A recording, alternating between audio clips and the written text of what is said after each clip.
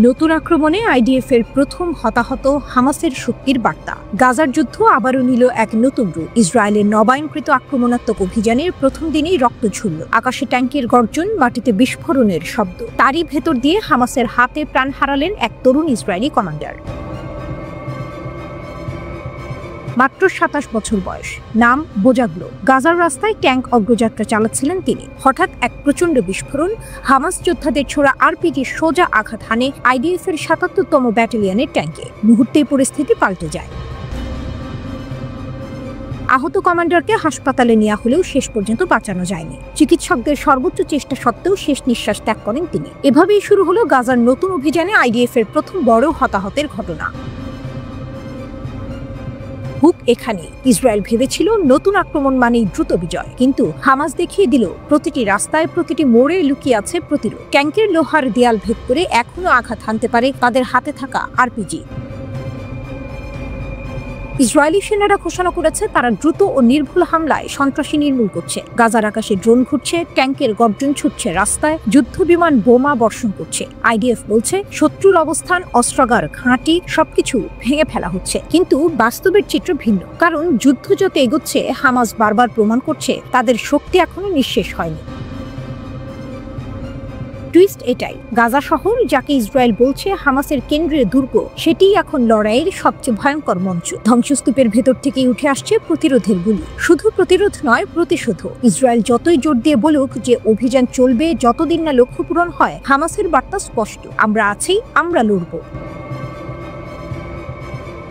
গাজার ভেতরে আইডিএফ এর স্থল তৎপরতা আরো বাড়ানো হয়েছে। একসাথে বিমান, স্থল ও গোয়েন্দা বাহিনী সমন্বিত আক্রমণ চালাচ্ছে। কিন্তু হামাসের হাতে প্রথম ইসরায়েলি কমান্ডারের প্রাণহানি দেখিয়ে দিল এই অভিযান এতটা সহজ হবে না।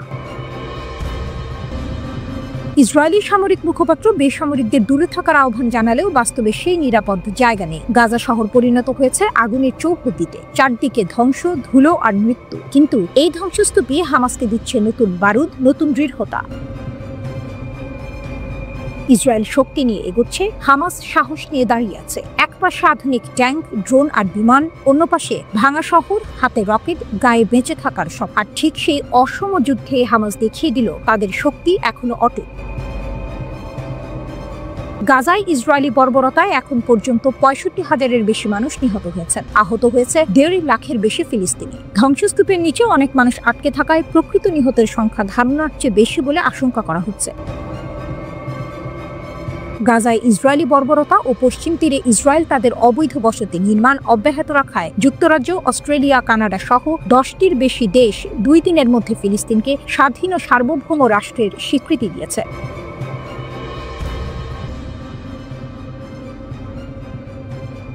নিশ্চিত ইসরায়েলের বিরুদ্ধে সৌদি আরব পেল পারমাণবিক ঢাল। রাতের আকাশে শীতল হাওয়া বইছে, অথচ মধ্যপ্রাচ্যের মাটিতে আগুন জ্বলে উঠছে। প্রশ্ন উঠেছে, সৌদি আরব কি সত্যি ইসরায়েলের বিরুদ্ধে পারমাণবিক ঢাল পেয়ে গেছে? কাতারে ব্যর্থ ইসরায়েলি হামলার পর হঠাৎ করে খবর ছড়িয়ে পড়ল পাকিস্তানের সাথে প্রতিরক্ষা চুক্তি করে সৌদি এখন ইসলামিক পারমাণবিক বোমার সুরক্ষায়। যেন মরুভূমির বুকে বজ্রপাত, এক ঝলকে কেঁপে উঠল পশ্চিম এশিয়ার নিরাপত্তা ভারসাম্য। মার্কিন যুক্তরাষ্ট্রের বিশ্বাসঘাতকতা, আরবদের রোষ।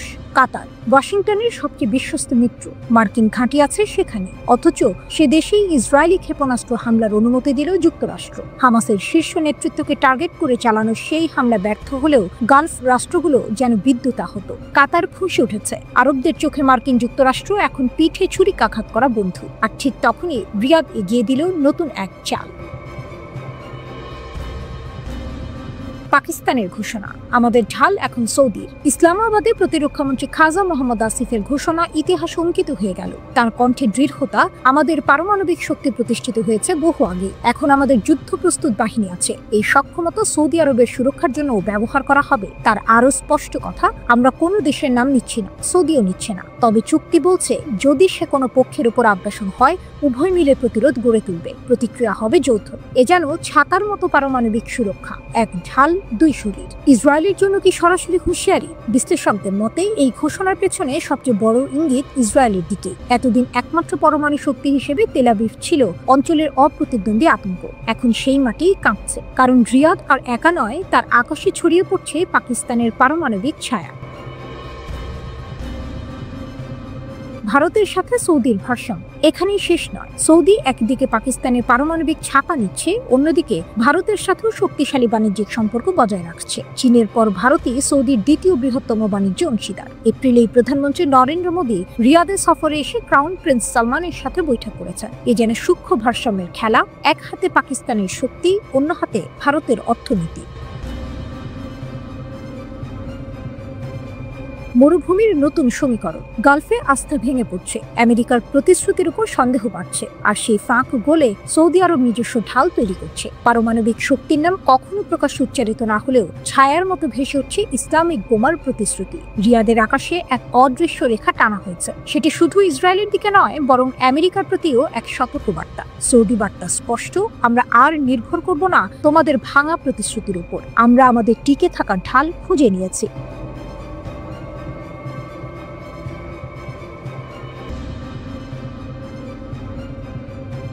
উপসাগরে আগুনের কাউন্টডাউন, দোহা থেকে শুরু নতুন যুদ্ধের গল্প। রাতের আকাশে বজ্রপাতের মতো ছুটে এলো ইসরায়েলের যুদ্ধ বিমান, মুহূর্তেই কেঁপে উঠল দোহার আকাশ। বিস্ফোরণে মৃত্যু হল ফিলিস্তিনি স্বাধীনতাকামী গোষ্ঠীর 5 সদস্য, আর সঙ্গে প্রাণ হারালেন এক কাতারি নিরাপত্তা কর্মকর্তা। কিন্তু এই হামলা শুধু কয়েকজনের মৃত্যু নয়, এ যেন উপসাগরের হৃদয়ে আঘাত। কাতারের বুকে এই হামলা নামছে নতুন এক প্রশ্ন নিয়ে। এটা কি কেবল কাতারের ওপর হামলা, নাকি গোটা উপসাগরীয় সহযোগিতা পরিষদ GCCর উপর যুদ্ধ ঘোষণা? হামলার কয়েক ঘন্টার মধ্যেই জরুরি বৈঠকে বসলেন উপসাগরের নেতারা। স্থান কাতারের রাজধানী দোহা। সেখানে উপস্থিত কাতারের উপপ্রধানমন্ত্রী ও প্রতিরক্ষা মন্ত্রী খালিদ বিন মোহাম্মদ আল আবতিয়া, সৌদি, সংযুক্ত আরব আমিরাত, কুয়েত, ওমান ও বাহরাইনের শীর্ষ প্রতিরক্ষা কর্মকর্তারা, GCC মহাসচিব জাসিম আল বুদাইউ, OIC ও আরব লীগের প্রতিনিধিরা। বৈঠকের শুরু থেকেই যেন উত্তপ্ত বাতাস। এক কণ্ঠে নেতারা বললেন, কাতারের ওপর হামলা মানেই গোটা GCCর ওপর হামলা। যুদ্ধের নতুন প্রস্তুতি। এই বৈঠক থেকে বেরিয়ে এলো 3টি সিদ্ধান্ত, যেগুলোকে বলা হচ্ছে উপসাগরের নতুন যুদ্ধ কাউন্টডাউন। যৌথ সামরিক গোয়েন্দা তথ্য বিনিময়, যাতে কোনো হামলা আগেই আঁচ করা যায়। যৌথ আকাশ প্রতিরক্ষা ব্যবস্থা, মিসাইল, ড্রোন, বিমান যেদিক থেকেই আসুক, আকাশ হবে লোহার দেয়াল। যৌথ ব্যালিস্টিক ক্ষেপণাস্ত্র সতর্কতা ব্যবস্থা, আগুন নামার আগেই আঘাত ঠেকানো। শুধু পরিকল্পনা নয়, 3 মাসের মধ্যেই তারা চালাবে মহড়া। বিমান প্রতিরক্ষা কেন্দ্রগুলোর সমন্বয় অনুশীলন এবং বৃহৎ আকারের আকাশ মহড়া। আকাশে গর্জে উঠবে যুদ্ধ বিমান, কিন্তু এবার প্রতিরোধের পতাকা নিয়ে। ইসরায়েলের বিরুদ্ধে তীর ছুঁড়ে দিল উপসাগর GCCর প্রতিরক্ষা মন্ত্রীরা। এক যৌথ বিবৃতিতে বললেন, ইসরায়েলের এই হামলা গুরুতর উস্কানি, জাতিসংঘ সনদ ও আন্তর্জাতিক আইনের প্রকাশ্য লঙ্ঘন। শুধু কাতারের সার্বভৌমত্বে নয়, গাজায় যুদ্ধবিরতি প্রতিষ্ঠার কাতারের প্রচেষ্টাকেও ধ্বংস করার ষড়যন্ত্র। এ যেন কাতারের আকাশে আঘাত করে গোটা উপসাগরের ভিত কাঁপিয়ে দেয়া। হামলার শব্দ থেমে গেছে, কিন্তু তার প্রতিধ্বনি এখনো বাজছে আরব উপসাগরে। দোহার সম্মেলন কেবল প্রতিরক্ষার বার্তা নয়, এ যেন ঘোষণাপত্র যে উপসাগরের আকাশ আর একা নয়। আকাশের নিচে তৈরি হচ্ছে নতুন ঢাল, নতুন জোট, আর প্রতিটি যুদ্ধ বিমান ওঠার আগেই যেন গর্জন তুলছে একটাই বার্তা, উপসাগরে শুরু হয়েছে ইসরায়েলের বিরুদ্ধে নতুন যুদ্ধের কাউন্টডাউন। এখন প্রশ্ন, এই কাউন্টডাউন শেষ কবে হবে? কূটনীতিক টেবিলে, নাকি আকাশে জ্বলতে থাকা ক্ষেপণাস্ত্রে? সময়ই দেবে উত্তর। কিন্তু একটাই নিশ্চিত, উপসাগরের আকাশ আর কখনো এতটা নীরব থাকবে না।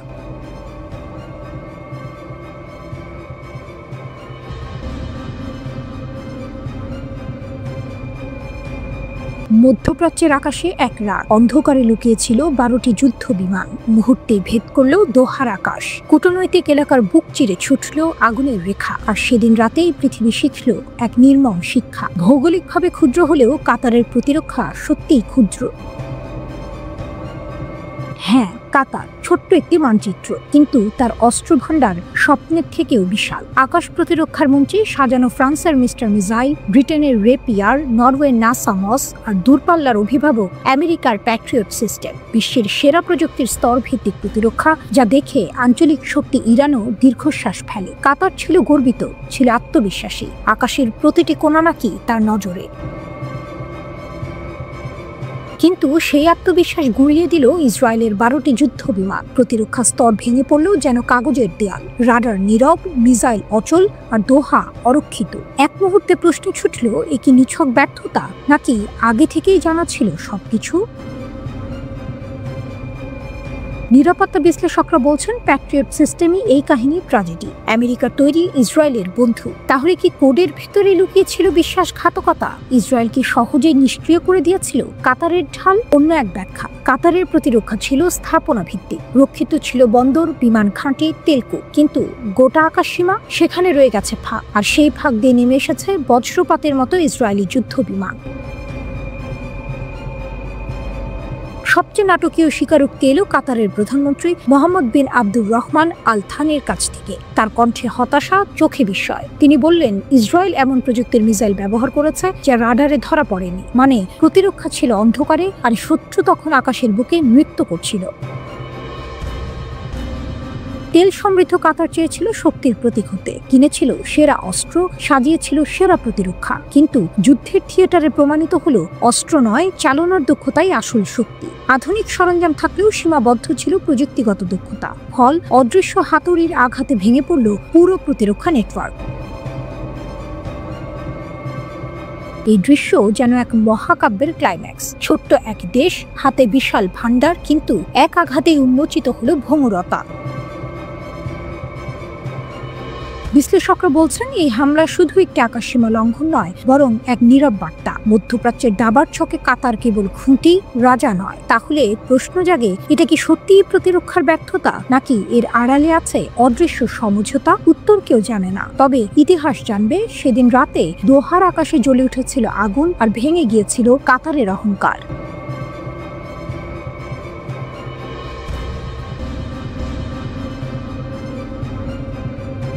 ইসরায়েল শত্রু, ব্যবস্থা নিতে হবে। আরব ইসলামিক নেতাদের এই তীব্র আহ্বান মধ্যপ্রাচ্যের আকাশে প্রতিধ্বনি করছে। কাতারের রাজধানী দোহায় অনুষ্ঠিত শীর্ষ সম্মেলনের পর ইসলামিক বিশ্ব ইসরায়েলের বিরুদ্ধে যৌথ পদক্ষেপ নিতে প্রস্তুতি নিচ্ছে। দোহায় মিলিত আরব ও মুসলিম নেতারা একটি যৌথ বিবৃতি গ্রহণ করেছেন। যদিও আনুষ্ঠানিকভাবে প্রকাশ করা হয়নি, খসড়া অনুযায়ী তারা ইসরায়েলের সঙ্গে সব ধরনের সম্পর্ক পুনর্মূল্যায়ন করার আহ্বান জানিয়েছে। গাজায় ইসরায়েলের আক্রমণ বন্ধ করার জন্য আইনি ও কার্যকর পদক্ষেপ নেওয়ার নির্দেশ দিয়েছে। এছাড়াও ফিলিস্তিনিদের উপর নেওয়া পদক্ষেপের জন্য ইসরায়েলের বিরুদ্ধে আন্তর্জাতিক আইনি ব্যবস্থা নেওয়ারও আহ্বান জানানো হয়েছে। উপসাগরীয় দেশগুলো তাদের নিজস্ব মাটিতে ইসরায়েলের হামলার পর দোহায় বিশেষ প্রতিরক্ষা সভা ডেকেছে। জিসিসি ঘোষণা করেছে যে তাদের যৌথ প্রতিরক্ষা সংস্থা এই ঘটনার উপর আলোচনা করবে এবং যৌথ প্রতিরক্ষা ব্যবস্থা সক্রিয় করার জন্য কার্যক্রম গ্রহণ করবে।